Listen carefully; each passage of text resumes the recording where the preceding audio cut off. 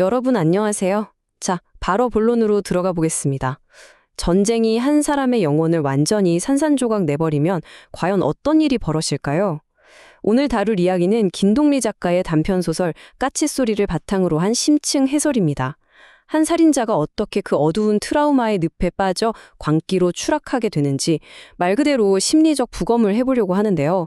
전쟁이 남긴 상흔이 한 인간의 감각과 도덕성을 어떻게 끔찍하게 왜곡시켜버리는지 지금부터 저와 함께 따라가 보시죠. 나의 생명을 물려다오. 어떠신가요? 시작부터 꽤 소름 돋는 문장이죠? 그런데 더 섬뜩한 건요. 이 문장 아래 붙은 부제가 바로 살인자의 수기라는 겁니다. 주인공 봉수가 직접 쓴 고백록이라는 이 어두운 설정이 우리를 단숨에 몰입하게 만드는데요. 앞으로 우리가 마주하게 될 이야기가 단순한 범죄 기록이 아니라 살기 위해 발버둥 치던 한 인간의 아주 처절한 내면 고백이라는 걸 분명히 보여주고 있습니다. 자, 그러면 3번 섹션 살인자의 수기 설정으로 바로 들어가 보겠습니다. 주인공 봉수가 돌아온 고향 마을에는 까치에 대한 아주 짙은 미신이 하나 깔려 있습니다. 보통 아침에 오는 까치는 반가운 손님이나 희망을 뜻하잖아요. 맞아요. 거기까진 똑같아요. 그런데 저녁에 우는 까치는요, 바로 초상, 그러니까 죽음과 절망을 의미합니다. 이 마을의 아주 단순한 민간 신앙, 이거 꼭 기억해 두셔야 합니다. 왜냐하면 이게 나중에 봉수의 마음속에서 엄청난 심리적 방아쇠를 당기는 결정적인 열쇠가 되거든요. 다음은 5번 섹션, 기환자의 비밀, 신체적 트라우마입니다. 봉수가 겪은 전쟁의 현실은 그야말로 생지옥이었습니다. 그가 있던 수색대는 사실상 결사대나 다름없었죠. 한 번 임무에 투입되면 절반 이상이 죽어나가는 사실상 자살에 가까운 작전들의 연속이었습니다. 바로 옆에서 전우들이 픽픽 쓰러지는데 교대조차 없는 그 끔찍한 상황.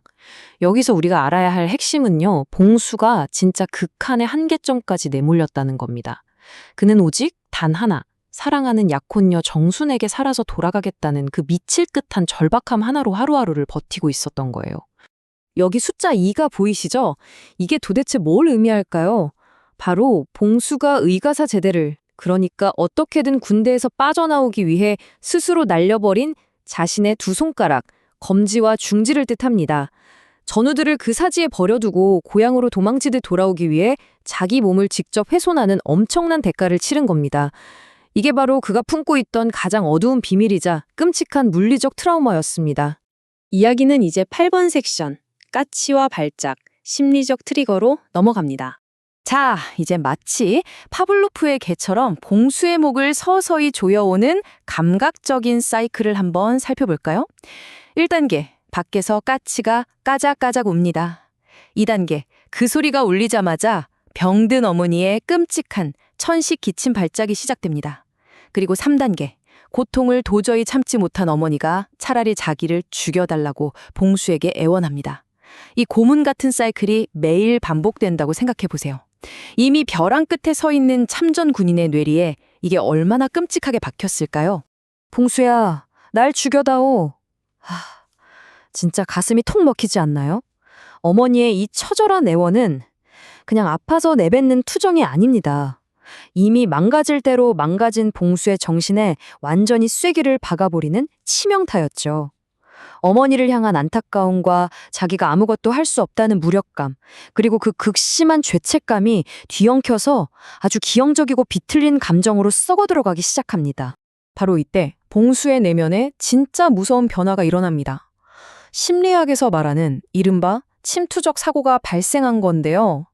어머니의 기침 소리를 들을 때마다 그 목을 확 졸라서 고통을 아예 끝내버리고 싶다는 통제 불가능한 살해 충동에 휩싸이게 된 겁니다. 끔찍한 전쟁의 후유증이 평범한 일상 속에서 어떻게 이렇게 폭력적인 형태로 튀어나오는지 정말 적나라하게 보여주는 대목이죠. 12번 섹션, 잔인한 진실, 파괴적인 배신 파트입니다. 타임라인을 한번 쭉 훑어볼까요?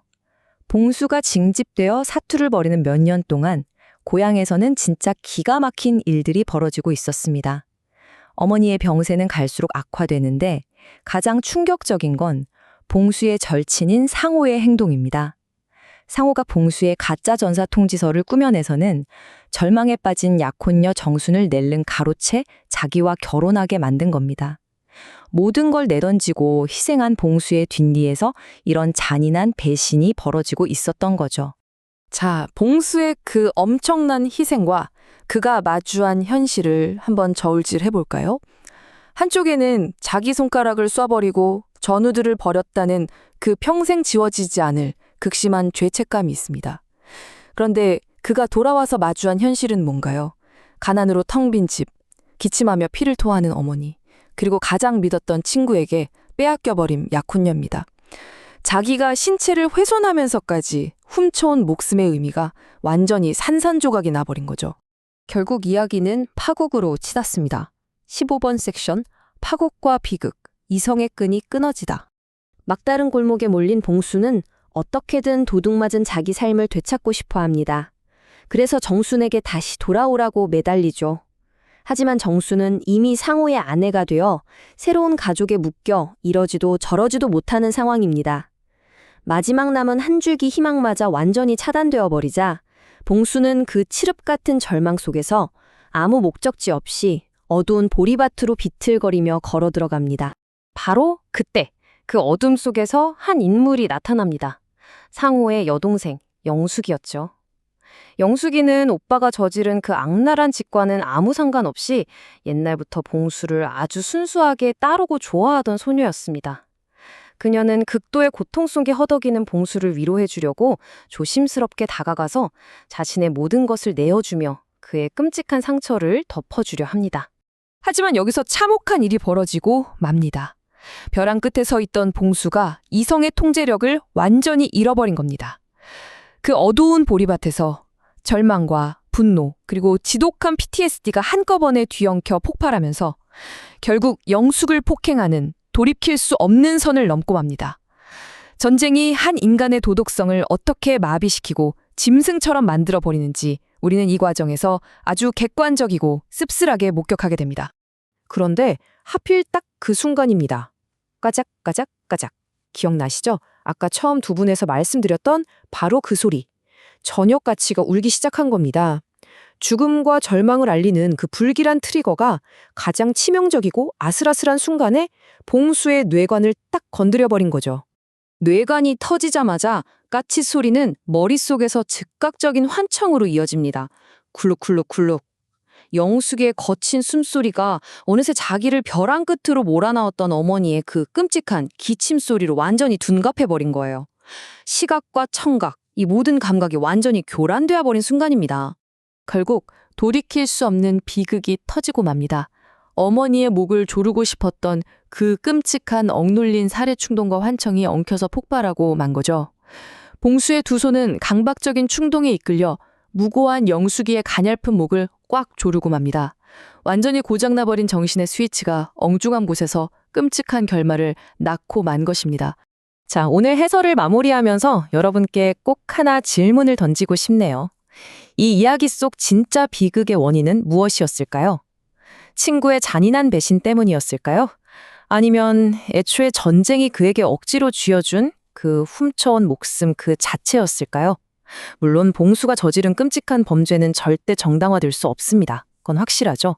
하지만 오늘 우리가 살펴본 이 시각적 여정을 통해 치유되지 않은 트라우마의 조각들이 어떻게 한 사람의 영혼을 갉아먹고 주변 사람들까지 끔찍하게 파괴해버리는지 분명히 알 수 있었습니다.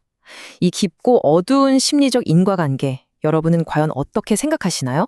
한번 깊이 고민해 보시기 바랍니다.